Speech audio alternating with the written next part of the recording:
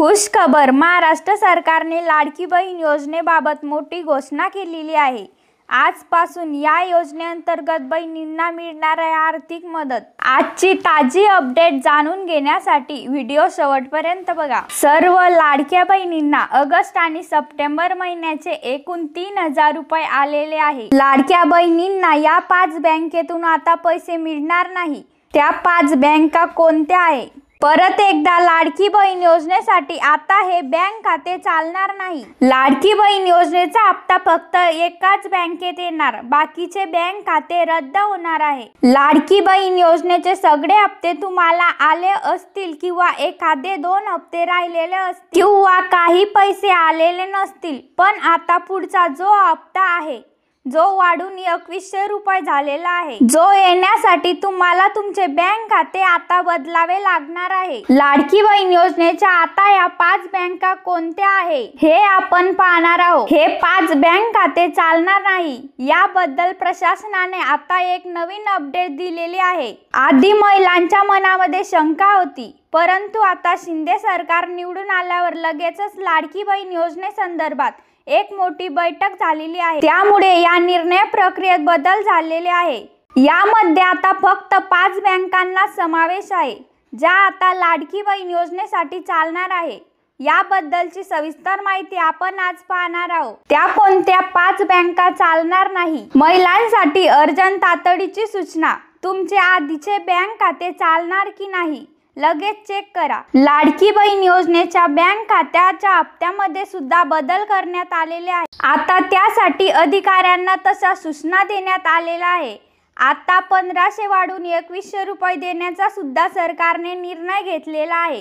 पण आता एक प्रॉब्लेम झालेला आहे, तो म्हणजे 5 बँक खाते चालणार नाही। तुमचे बँक खाते चालणार की नाही हे चेक कसे करायचे? पण आता तुम्हाला एक काम करावं लागणार आहे, ते म्हणजे बँक खाते संदर्भात नवीन सूचना त्या ठिकाणी आता देण्यात आलेली आहे।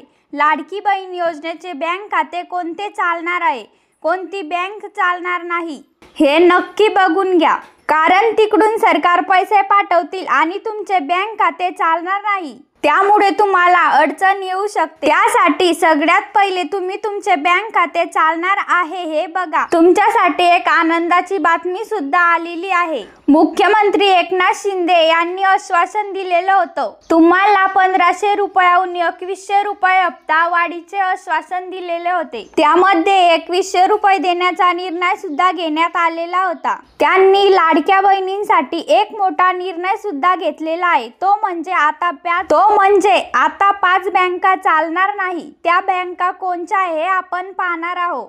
आणि त्यांनी हे सुद्धा सांगितलेलं आहे, लाडकी बहीण योजनेचा पुढील हप्ता कधी येणार।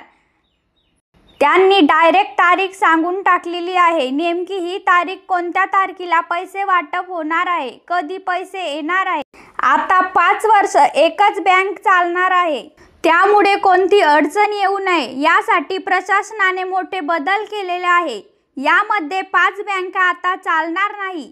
मग त्या 5 बँका कोणत्या आहे? बहिणींनो, तुम्हाला 5 हप्ते मिळालेले असतील, पण लक्षात घ्या, महिन्याला 2100 रुपये म्हटलं तर जवळपास 25200 रुपयाचा लॉस तुमचा होऊ शकतो। त्यामुळे व्हिडिओ स्किप न करता बघा।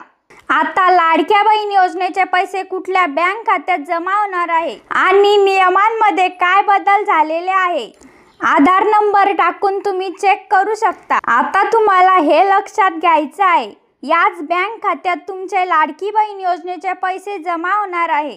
ते बँक खाते कोणते?